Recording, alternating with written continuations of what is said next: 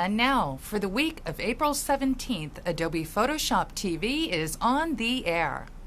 Welcome to Adobe Photoshop TV from the National Association of Photoshop Professionals. And here's your hosts, the Photoshop guys, Scott Kelby, Dave Cross, and Matt Klaskowski.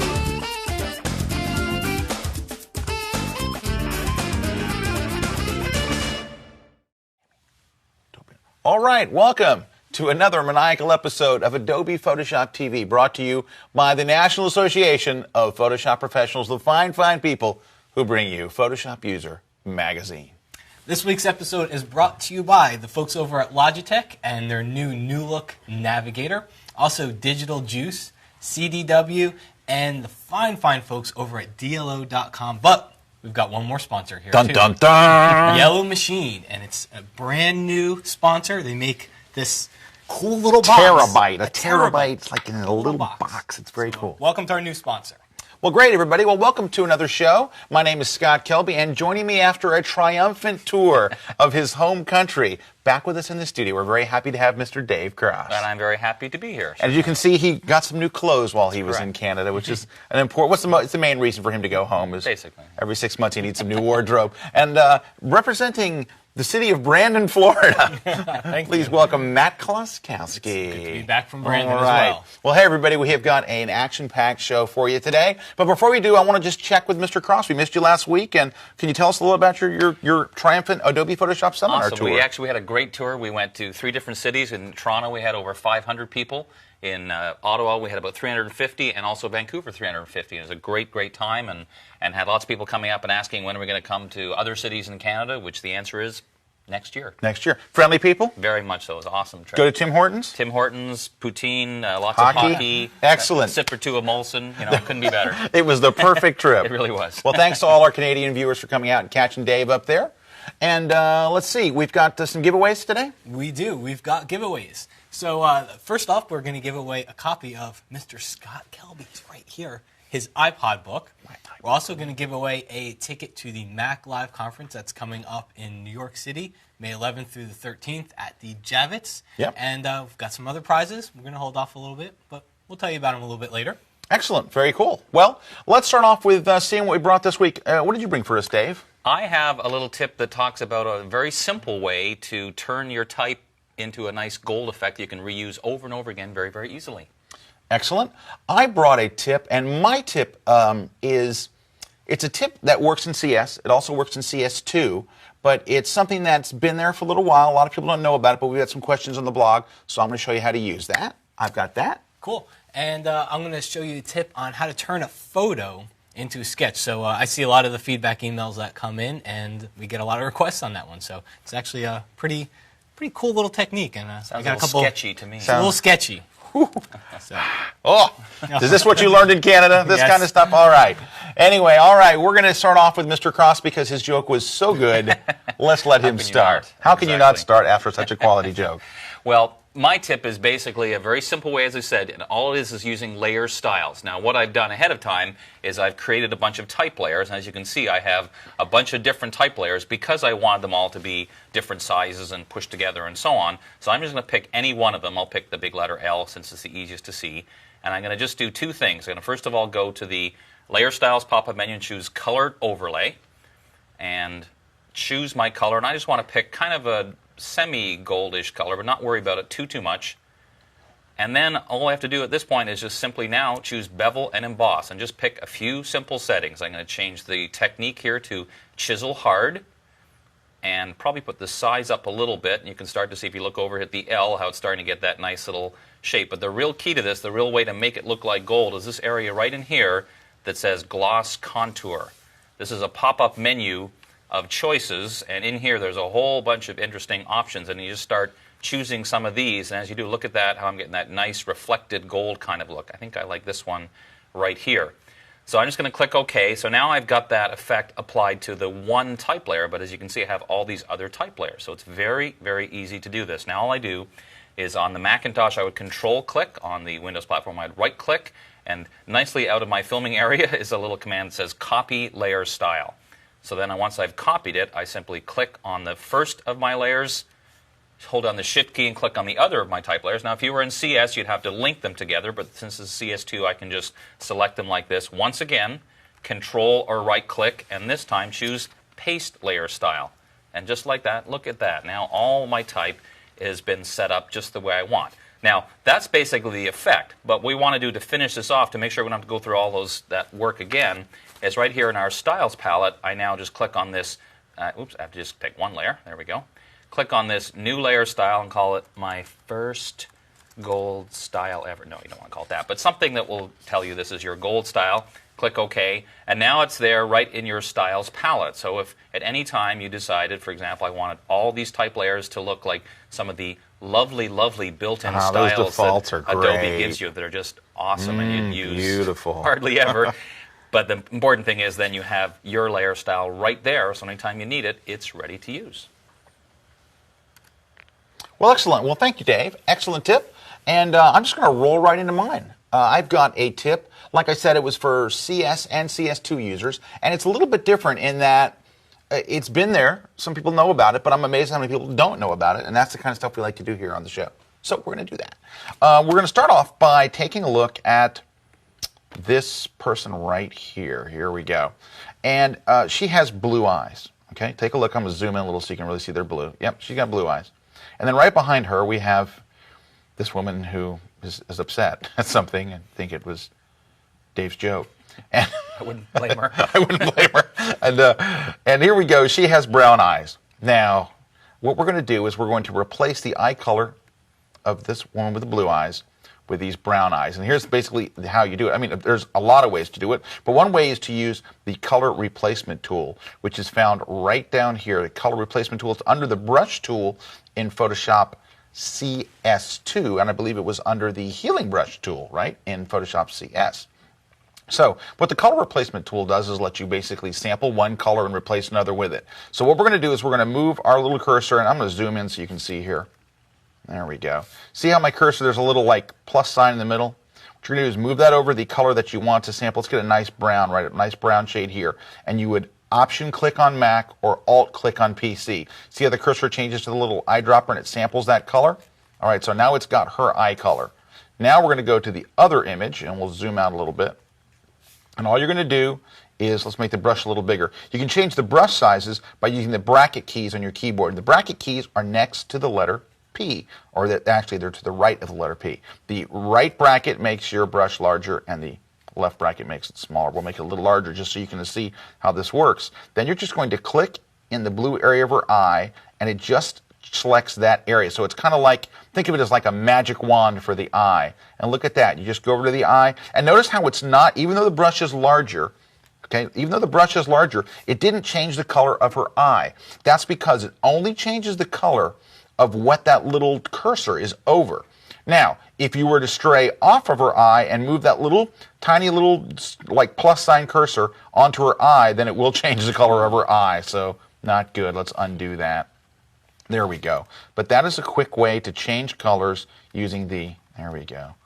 Kind of distracting to see the other photo there, isn't it? Right behind there. To change colors using the color replacement tool. So the next time you have a car, you want to change the color of something else, this is the tool to grab. It's great for changing eye color and things like that, but it changes colors of just about anything. About the color replacement tool. Back in Photoshop CS, it had another secret thing that it did. The secret thing that it did was it removed red eye. So if you're using Photoshop CS, grab the color replacement tool, open up a photo that has some red eye, click it right on the red eye, and watch what happens. You don't have to sample anyplace else, just go hit it. Now, in Photoshop CS2, they added actually a red eye tool, so you don't have to worry about it, but little thing for CS users there. Does the red eye tool make that noise for you instead? It does make that noise for you, which is very, Any very tools nice. that make noises, I'm into. All right, after the break, we're going to have a special guest tip from David Zeiser. We'll be talking about who David Zeiser is, what cool stuff he does, and we'll see his cool tip. Coming up, of course, we also have Matt's tip, the giveaways, contests, and more cool Photoshop stuff. Right after this, you're watching Adobe Photoshop TV. Hi Photoshop TV viewers, I'm Chuck Peters from Digital Juice, here to tell you about Juice Drops. Juice Drops are royalty-free collections of high-res graphics delivered as layered Photoshop files that you can remix however you like. We have 40 volumes in a variety of styles and themes, each with 100 Juice Drops, and we have new volumes on the way. We're offering the first 1,000 copies of our newest volume, Pastel Sketch, for just $69, regularly $249. You can preview every Juice Drop in all 40 volumes and learn about our bundle pricing at digitaljuice.com.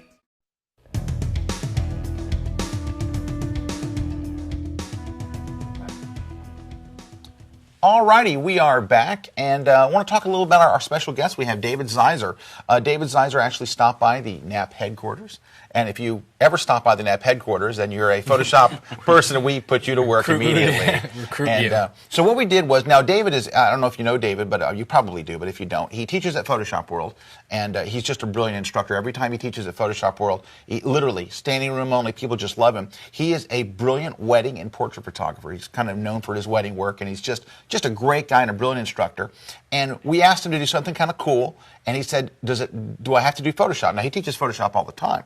We said, because he's I got a little neat little camera flash thing. And we said, a camera flash thing, absolutely. Of course. So David's going to show you a little thing. We pulled Larry Becker, our NAP's executive director, made him be the model. And David's got a very, very cool tip for getting better quality flashes when you're shooting, events and things. Cool. So take a look at Mr. Zeiser, and we'll catch you guys in a minute. Thanks, guys. I am thrilled to be here in the studio with David Zeiser, world-famous wedding photographer. And speaking of wedding photography, he's got a great tip for us. David? Thanks, Larry. Thanks, Scott. You know what? When you think about wedding photography, there's a lot more shooters out there than there ever have been before. Anybody can go out and buy their digital 35s, put a flash on top of it, and automatically they're a wedding photographer. And the way a lot of wedding photographers are shooting these days, they have the flash pointed right at the subject. In fact, let me just run through the 3 kinds of wedding photographers out there shooting. So wedding photographer, the guy out there shooting the job, or the lady out there shooting the job, is just flash on camera pointing right at the subject. They take the first photograph. Now we have the intermediate shooter out there too. Now the intermediate shooter, a lot more wise, a lot more savvy. They're going to take this flash and they're going to bounce it off of a ceiling. That's how the intermediate shooters are out there shooting.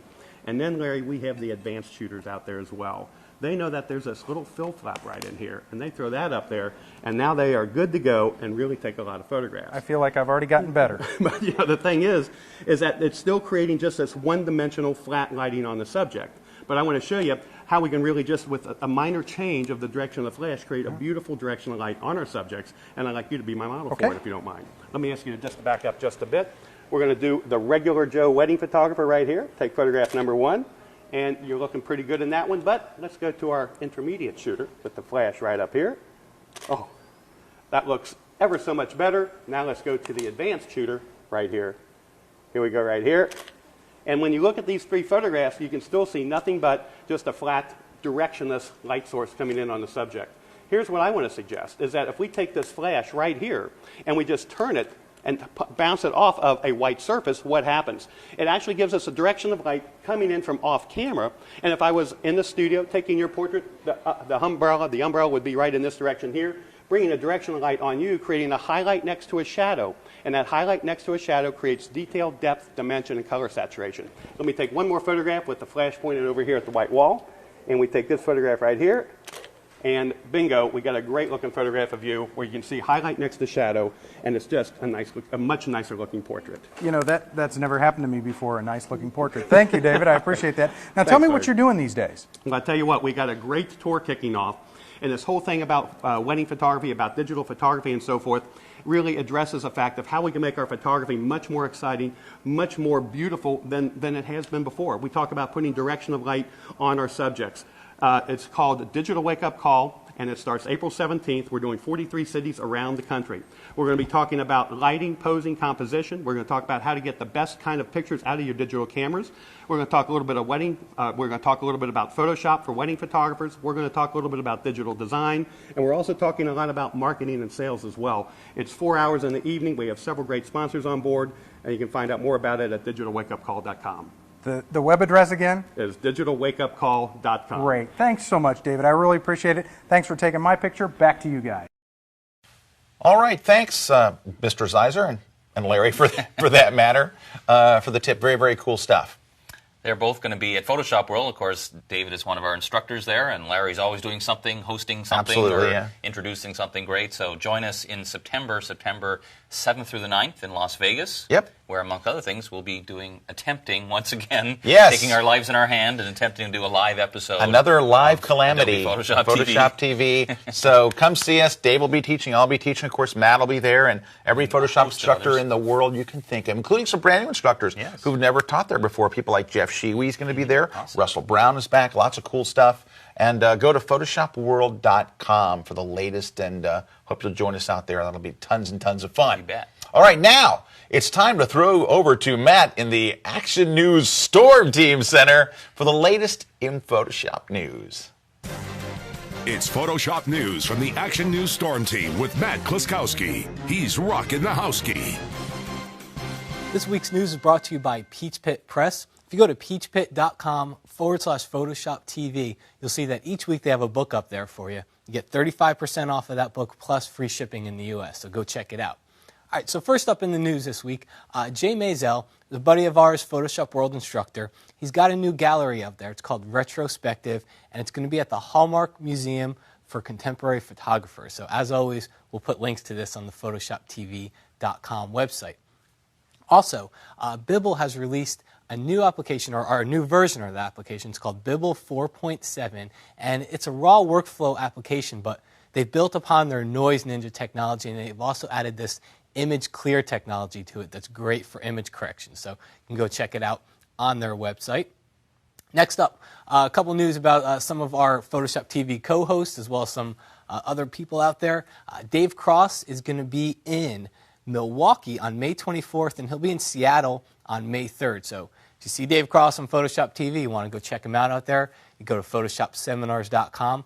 Also, Ben Wilmore will be on the road in his Photoshop for Photographers tour, and Ben will be in Philadelphia on May 1st. Also, Deke McClellan's got a brand new tour out there. It's called the Photoshop Masters Tour. So you can go check out Deke. He'll be in San Francisco on May 4th.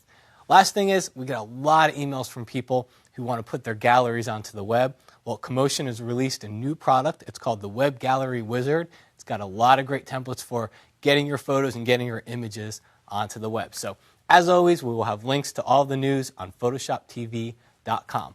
Thanks, and back to you guys. All right, thank you, Matt, for the entertaining and informative Photoshop news. As always. As always. And now, holy cow, Matt's back here on the set. Whoa, that was fast. It's a long trip from the Storm Team Center. All the way from the Storm Team News Center. You can almost hear the screeching wheels as the van drove up. As the van drove up from the other side of the studio. Hey, well, Matt, it's contest time. Can you tell us some important contest stuff? I can. You know, we use Viper technology over in that Storm Team I know you News. do. It's a Viper. Viper. All right, contest. I have no idea. Oh, we need a question from last week. Yes. So, last week's question was, what would cause your cursor to look like this?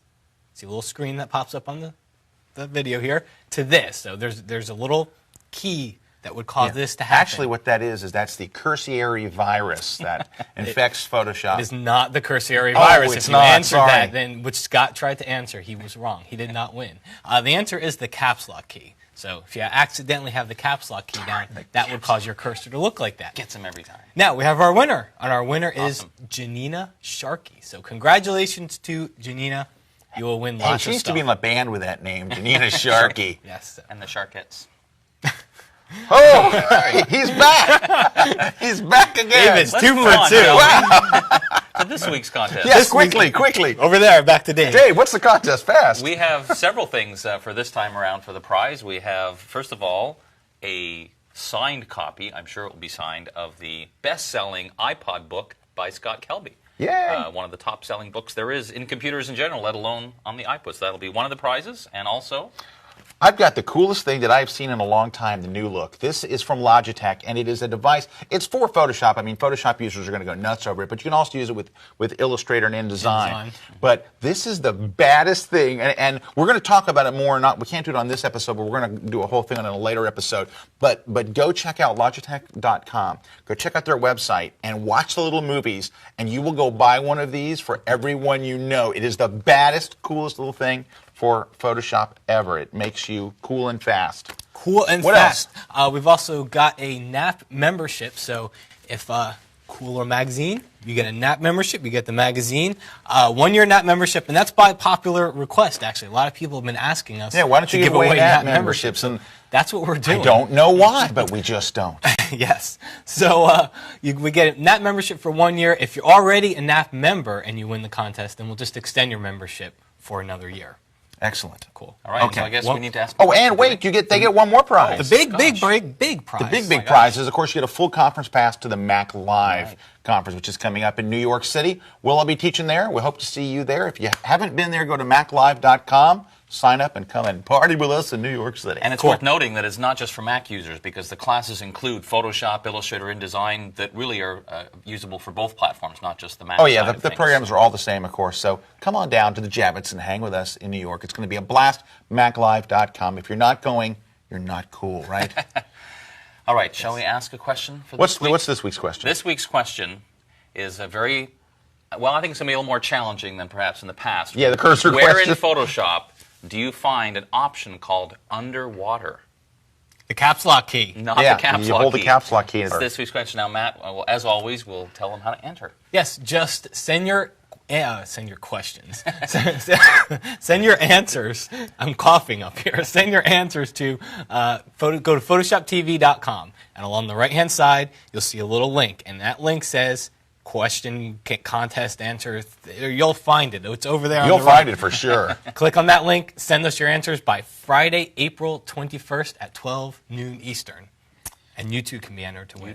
How many times can you enter, Matt? You can enter only once. If you enter more times, it will actually remove your contest entry. So Fantastic. keep that in mind. All right, well, we'll be right back in just a moment. When we come back, we'll have Matt's tip, the long-awaited Matt Klaskowski tip. Sketchy. So we'll see you guys in just a minute. We'll be right back here on Adobe Photoshop TV.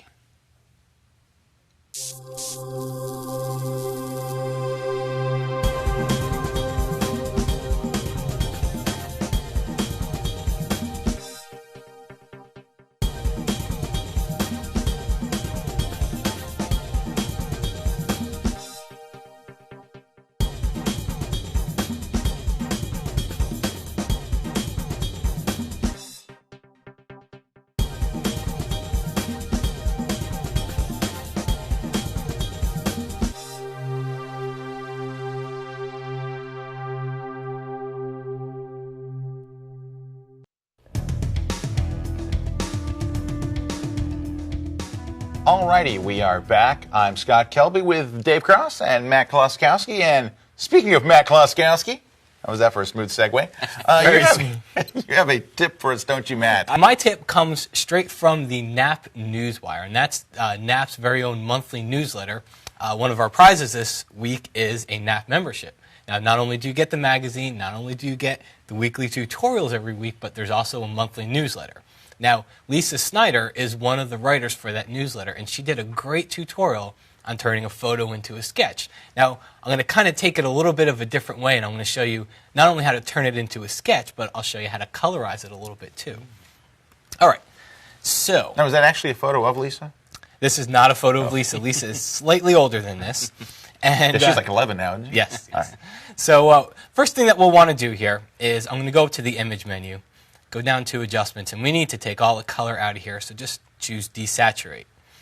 Now, I'm going to go to the filter menu, go down to stylize, choose find edges, and that makes the photo look really bad. And you could stop here if you want a really bad photo, but we're Unadvisable. You might want to go to the next step. We're going to push on. And what you need to do here is go to under the edit menu and go to fade find edges. Now, if you ran a different filter, this fade is going to say something different. So it's always going to say fade whatever the last filter that you used is. So mine says fade fine edges. The other thing about this is, you know what, I'm going to say that for the end because I'm going to build it up. So anyway. This is awesome. So choose fade find edges, and what this does is it opens up a little window here, and we drop the opacity down to about 50%, and then change the blend mode to linear dodge, and there you get a nice little sketch effect. But if that's not the effect you're looking for, if it's a little too light, you can come down here and maybe change it to hard mix, and you get a little bit of a darker effect here. And you can always adjust that opacity because it's going to look a little bit different depending on what photo you use. You click OK and you're done. Now, there's one little trick you can throw in here, and let me just undo. We'll go back to the color image, and instead let's duplicate that layer. Go do the same thing we did before, so I'm going to run through it fast here. Desaturate the top duplicate, then go to Filter, and since I already ran Fine Edges, I'm just going to choose the top option here. It runs it again. Again, under Edit, Fade Fine Edges, we'll drop this down to 50%, and I'm going to go with the hard mix mode this time and maybe drop it a little further. Now we get our sketch effect. I'll click OK. Here's the trick. If you want to bring back some color into this to almost make it look like a color sketch, just go through the blend modes in here. Multiply is going to probably bring back too much color, but if you just cycle through the blend modes, you'll start to see that maybe some of them give you a little bit of added color back in there. Screen looks good, and I think overlay might look good, a little bit too much color, but as you get down to the bottom, you'll start to find some really interesting options. Now, here's the thing I wanted to tell you at the end here. Under the Edit menu, when I went to that fade thing, if you do anything after the filter, that fade is not going to be available. So make sure you keep that in mind. Fade is, you can only fade as soon as you do it. You got to do it right after you do it. So if you run another filter or paint it or something, fade's going to go away. So that's my tip, guys. You guys are. We're Thank you. That's the applause I was looking for. Thank you. No, actually, it's a very cool tip. It's a very cool I tip. appreciate it. And you throw a little fade in there and all. Hey. I always think of fade as undo on a slider. It's exactly. And I think you said one thing in kind of passing. I think it's important to note it doesn't only work with filters. It's different tools. So if you use curves and you want to fade, yeah, or you can levels fade curves. or paintbrushes, brush, it's a really a very healing useful brush. way to Yes, to definitely. just pull the effects back a little bit. All right. Now that we've done a sketch tutorial, I don't think there's anything else that can be done. I think it's all that can be done now is to end the show. The coolness stops here. The coolness we've reached the pinnacle of coolness. Hey, but before we do, it's our tradition to leave you with 3 things to do before next week's show, because there will be this gulf of days where we don't do anything. So we will be back, of course, next week. But until then, we have 3 things for you. Dave, what is your project for them for this week? My project to check out is Deke McClellan has recently joined our select group of trainers that teach one-day seminars for us around the country, and he will be doing a seminar in South San Francisco on May 4th. If you go to photoshopseminars.com, you can learn about Deke seminars and all the other ones we do. Excellent. You can find Dave Cross on there, too, so if you want to see Dave Cross out on the road. Dave Cross on the road. Of course, he won't be in Canada, as you well know. I've got one for you. Mine is actually, it's a blog that I'd like you to go check out because it's one of my very, very favorite blogs. If you're a photographer, you got to go check it out. The web address is theonlinephotographer@blogspot.com. And it's just, if you're into photography, it's just a great, great site all the way around. But in particular, one that really caught my attention this week, and I wrote about it in my blog, was something that Yui Steinmuller is doing. Now, I've met I've met Yui at Photoshop World. Nice the way he said that. I met him at Photoshop World. Really great guy, and just very, very well known. And what he's doing is he's got a new idea for how to sell prints online. Basically, that was what he was doing before. He's now letting you download his prints and print them on your high-end printer yourself. That's cool. Now, I know, but think about it. It's kind of edgy because you're taking, you're giving the digital file. You're giving the digital file to somebody else and saying, you're allowed to print one. You print a couple of test prints and then you print one final one. But it's edgy. It's bold. It could be the way of the future. So go check out the online photographer and make sure you read the article about Yui. It's very, very cool. Cool. Well, and Matt. My to-do this week is not edgy, it's not bold, and it's probably it's not going to change the face of the earth or anything like that. But I've just finished my book on the Photoshop Speed Clinic, and either there's a lot of really nice people out there, or people actually like the book because I've been getting a lot of great feedback from people want to do things faster.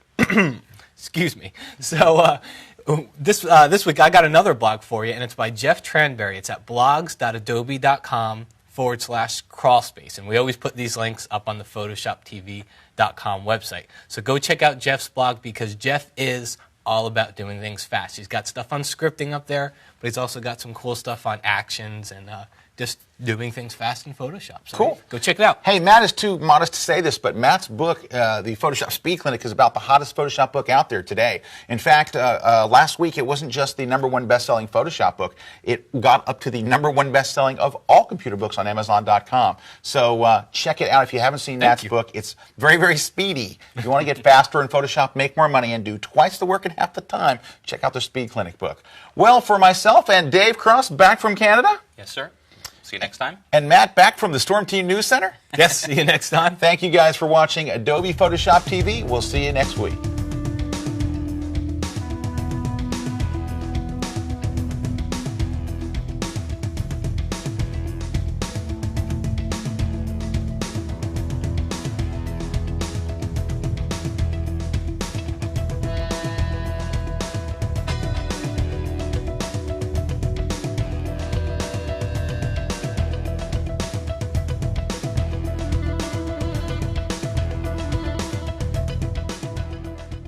Thanks for watching Adobe Photoshop TV. See you next week.